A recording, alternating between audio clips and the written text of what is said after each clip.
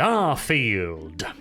As the enormous Bethesda simp I once was, and to a certain extent still am, I want to talk about it, because we've got 15 minutes of decidedly Bethesda-esque gameplay, meaning it's on the verge between scripted trailer and actually a little bit of gameplay here and there, with all of the usual Bethesda trademarks.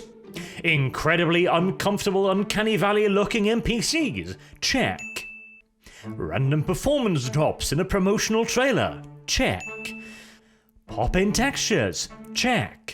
First-person RPG shooter combat with health bars and enemies that do not react at all to being shot until they're dead, check.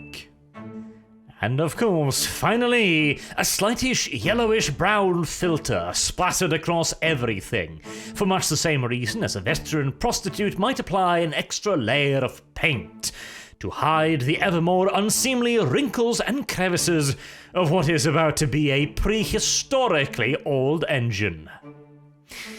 Alright, I am being a pinch mean at the moment since, the trailer isn't bad and it has received what I would describe as mixed reactions. Some of it warranted, some of it perhaps less so. I will say that this is certainly not looking like the revolution we were promised. I remember Todd talking about how this was the most ambitious game ever, and the technology even just to make it didn't even exist yet. Whereas, in reality, well, it looks awfully Fallout in space, doesn't it?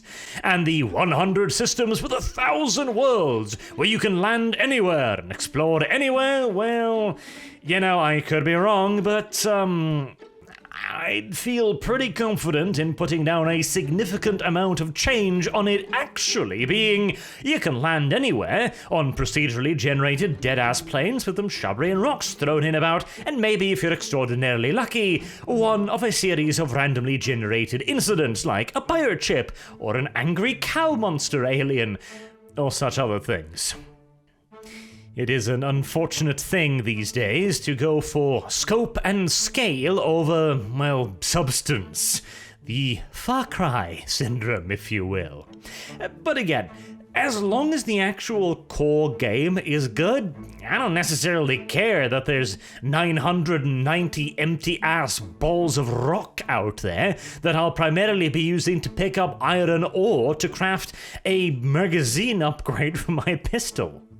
And on the subject of weaponry, so the combat itself looks, well, like you'd expect from a Bethesda first-person shootery RPG. It doesn't look like anything particularly special. The AI looks kind of brain dead, running around, walking. Some of them do run for cover occasionally, and you shoot at them and you watch their health bars go down, and when their health bars go down, they suddenly go, "Oh, I've been shot," and fall on over dramatically.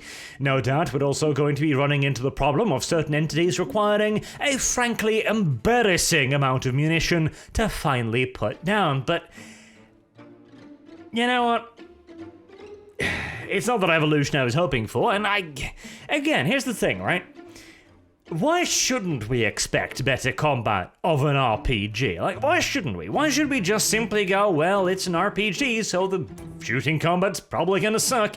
Yeah, but it doesn't have to, does it? Yet at the same time, again, it's not like it's a massive disappointment, it's just hitting the middle of the road again. It's the same thing, right? Okay, why no one has simply just Control-C, Control-V, the entire melee combat system of Might and Magic, I will never understand, and yet here we are in the year 2022, and that game still remains a singular unicum in the landscape of video gaming.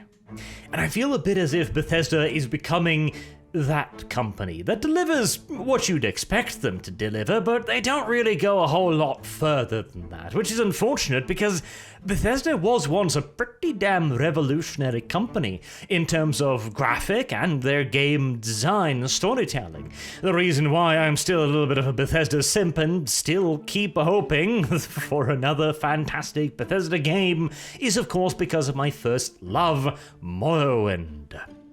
And after that, well, I'm not going to say it's been all a downward slope, because it hasn't, really. I didn't mind Fallout 3. I quite liked Skyrim, only for one playthrough, mind you. The lack of soul really becomes apparent on the second way through, but still, Bethesda is absolutely a veteran studio, and the thing is just, they seem a bit too content on mediocrity.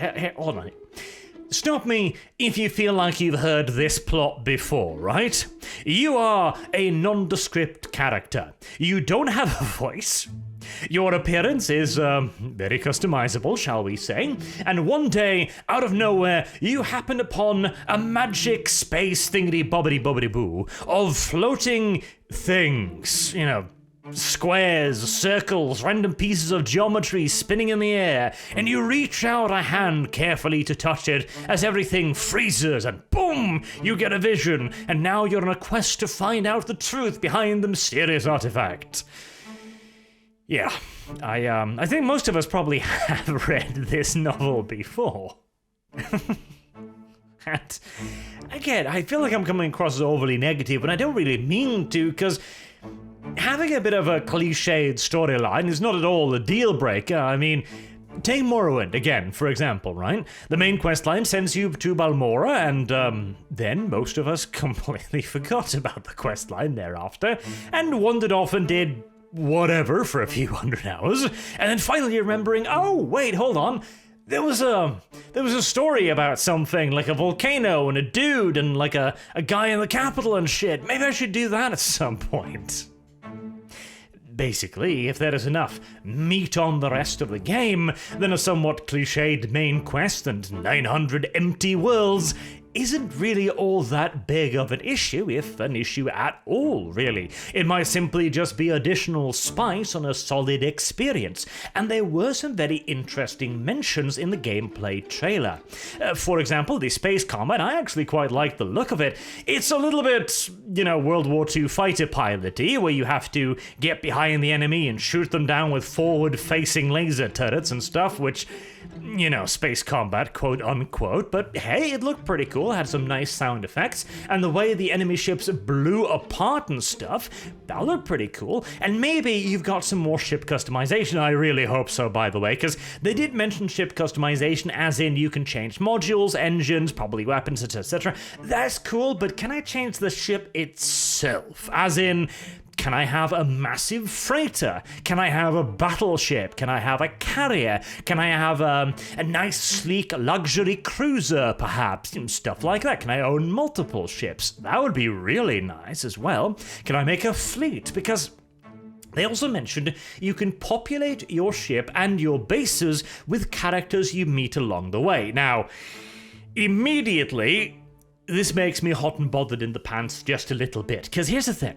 I have been arguing for a very long time now that what RPGs need is a greater focus on companion characters, because at the end of the day, we've played every story imaginable. We've saved the world from aliens. We've saved the world from dragons. We've saved the world from demons, from shadowy conspiracy, from capitalism, from communism, from fascism, from damn near everything 3 times over. You really need something a bit different to add to this formula, some kind of spice, something interesting, some new twist. And I very much so like the idea of fully fleshed out and interconnected companion characters, because ever since Oblivion, when this really started taking off in the Bethesda games, there have been some companion character mods that have just been absolutely outstanding and have added a tremendous amount of value to the gameplay experience.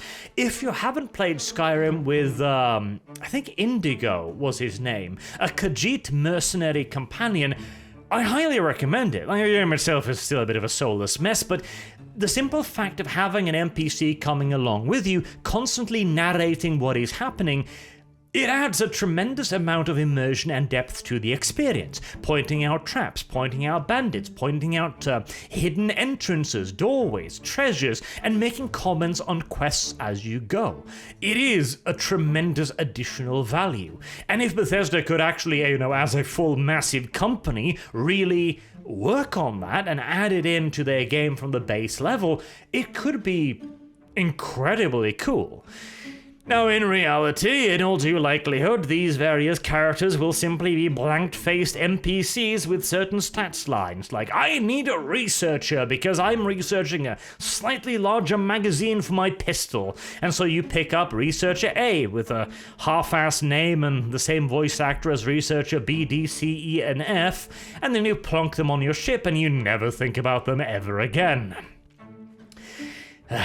There's also the other characters that we've seen so far. Now, some of them don't look too bad, like the Black Astronaut guy, for example. He looked pretty damn well done. I mean, that shows you what this engine can do with a little bit of care. And then you've got this chick right here, which... this. I'm just gonna keep looping this. This is Bethesda facial animations to a T here. It kind of looks like she's like sucking in her cheeks occasionally. Who animated this? Like, were you looking at I don't even know. A human? A dog? What is the reference picture from this here?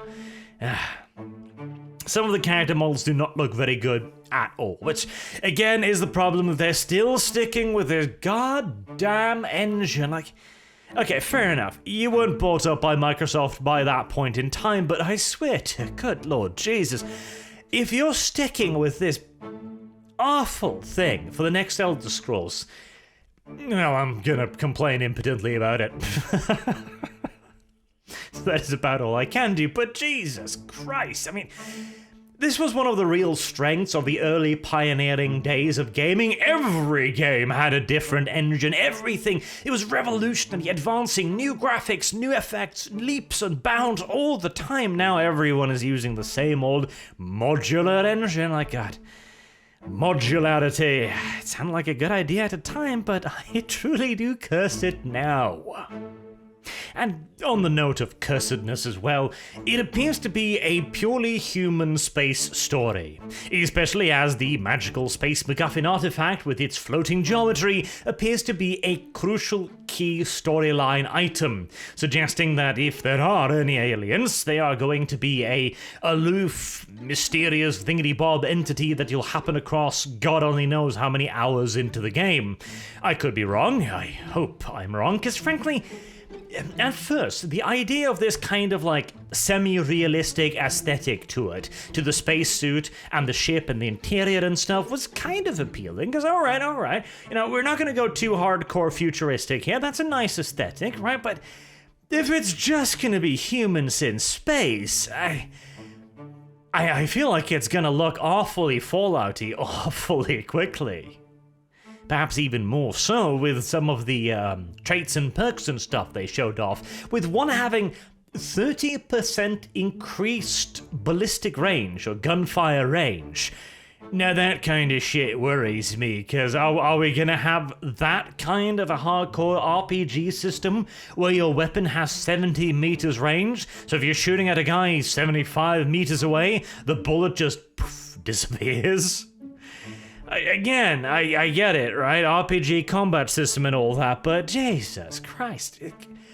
We really should be pushing for, you know, more of a full quality FPS shooter system rather than dice rolls and random ass limited ranges. All in all, the first gameplay trailer has, it has seen my easily excitable nature cool off just a little bit, and it does look rather generic, I must be honest. And the thing is, I don't even know necessarily what I expected. More, that's what I expected. I expected more from this project that has been teased and delayed and off-put for years and years and years with the promises that it would be something incredible. And what it appears to be is a fairly generic space story with a central MacGuffin, aliens, and more than a little bit of a whiff of nuked America in the background. But what do you guys think about it all? You excited for the trailer? You excited for the game still? Are you a little bit skeptical now? Did the trailer make you more or less excited? That's probably a good question. And the exclusivity. I'm sure there's more than a few people who have some strident opinions on that one as well. Anywho, until next time, I have been Arch. Thank you all very much for watching, and I hope to see you all again soon. Have a good day.